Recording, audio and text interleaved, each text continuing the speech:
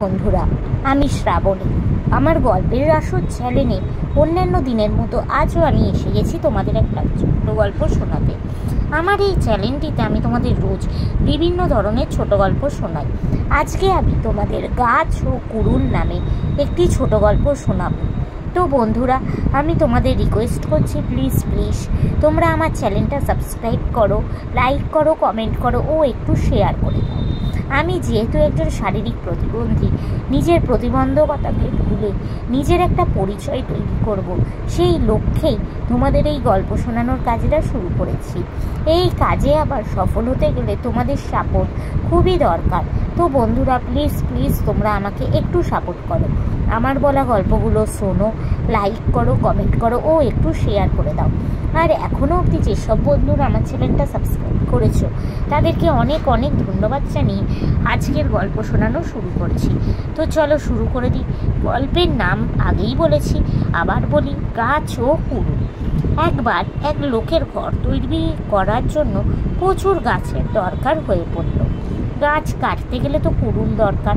কুড়ুল তার কাছে ছিল, কিন্তু কুড়ুলের হাতল নেই। সে এবার কি করবে? সে জঙ্গলের দিকে চলল। সেখানে পৌঁছে দেখল অনেক গাছ রয়েছে। লোকটি গাছেদের উদ্দেশ্যে বলল, এখান থেকে একটা গাছ পেতে পারি কি? লোকটি কেন গাছ চায় সে কথা অবশ্য সে খুলে বলল না। লোকটির কথা শুনে গাছেরা নিজেদের মধ্যে বলাবলি করতে লাগলো। লোকটা যখন একটা গাছ চাইছে তখন তাকে দিয়েই দেয়া হোক না, ছোট একটা গাছ পেলেই তো চলে যাবে। এরপর ছোট্ট একটা গাছ নিয়ে লোকটা বাড়ি এলো। এসেই সে গাছটা দিয়ে কুড়ুলের হাতল তৈরি করে নিল। এবার সেই হাতল লাগানো কুড়ুল কাঁধে সে সোজা হাজির হলো সেই জঙ্গলে। সেখানে লোকটি তার মনের মতো সব বড় গাছ কেটে সব ফাঁকা করে দিল। তাই না দেখে গাছগুলো এবার নিজেদের মধ্যে বলাবলি করতে লাগলো, লোকটাকে যদি আমরা ছোট্ট গাছটা না দিতাম তাহলে আজ আমাদের এমন দশা হতো না।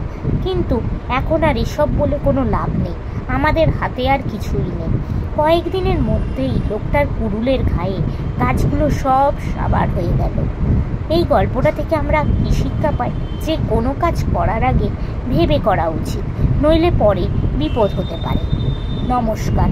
তো বন্ধুরা, আজকের এই ছোট গল্পটা এখানে শেষ হলো। তোমাদের যদি ভালো লাগে প্লিজ একটা লাইক করো, আমার চ্যানেলটা সাবস্ক্রাইব করো ও শেয়ার করো। আজকের মতো আমি বিদায় নিচ্ছি। আবার আমি কাল তোমাদের চেষ্টা করব এরমই একটা ছোট গল্প শোনাতে। তোমরা প্লিজ আমাকে সাপোর্ট করো। আজকের মতো টাটা।